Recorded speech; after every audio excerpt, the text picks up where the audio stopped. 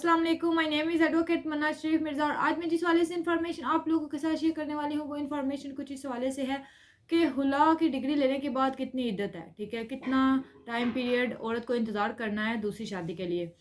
और अगर औरत हुला की डिग्री लेती है, उसके फ़ौरन बाद वो दूसरी शादी कर लेती है, तो उस शादी को हम क्या कहेंगे, ठीक है? क्या वो शादी वाइड हो जाएगी, ठीक है? तो इस वाले से इन्फॉर्मेशन मैं आज आप लोगों के साथ शेयर करूँगी। देखिए, जब वैसे इद्दत का जो पीरियड है, वो 3 माह होता है, ठीक है? अगर मर्द तलाक दे, तो फिर भी औरत को 3 महीने वेट करना पड़ता है। लेकिन अगर औरत ने हुला लिया है, तो तलाक सर्टिफ़िकेट के लिए अगर वो अप्लाई करती है, तो 3 महीने बाद ही उसे तलाक सर्टिफ़िकेट इश्यू होता है। लेकिन अब अगर औरत ने हुला की डिग्री ले ली है और उसके फ़ौरन बाद वो शादी कर रही है। फ़ौरन बाद फॉर एग्ज़ाम्पल के 1 महीने पहले उसने हुला की डिग्री ली है, तो भी 1 महीने बाद शादी कर रही है, 15 दिन बाद शादी कर रही है, तो इसके क्या इफ़ेक्ट्स हैं? अगर औरत शादी क वैसे जो हुला की डिग्री लेने के बाद जो इद्दत का पीरियड है ना, वो हाई कोर्ट की जजमेंट्स भी हैं, उसमें है 45 डेज़, ठीक है? और वैसे 1 महीना है कि एक हैज़ मुकम्मल हो जाने के बाद जो है औरत दूसरी शादी कर सकती है हुला की सूरत में। अगर तो रुश्ती हुई नहीं है ना, फिर तो इद्दत वाला कॉन्सेप्ट ही नहीं है, ठीक है? औरत ने हुला की डिग्री ली, उसके फ़ौरन बाद वो जाके दूसरी शादी कर ले, दूसरा निकाह कर ले।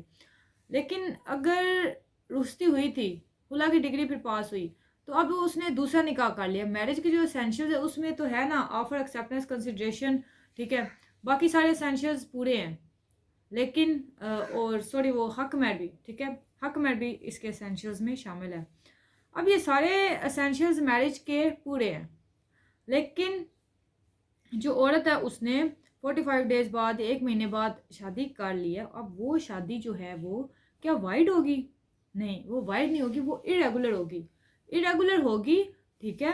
लेकिन जब 3 महीने गुज़र जाएँगे तो वो फिर जो शादी है वो वैलिड हो जाएगी, ठीक है? शरई तौर पे भी इसकी जो कानूनी हैसियत है वो शरई तौर पे कोई उज़र नहीं है, ठीक है? लेकिन जो कानूनी तौर पे है वो इर्रेगुलर मैरिज होगी, लेकिन जब 3 महीने गुज़र जाएँगे तो वो शादी जो है वो वैलिड हो जाएगी। अब जो तलाक सर्टिफ़िकेट है वो 3 महीने बाद यूनियन कौंसिल इश्यू करती है, खुला की सूरत में, ठीक है?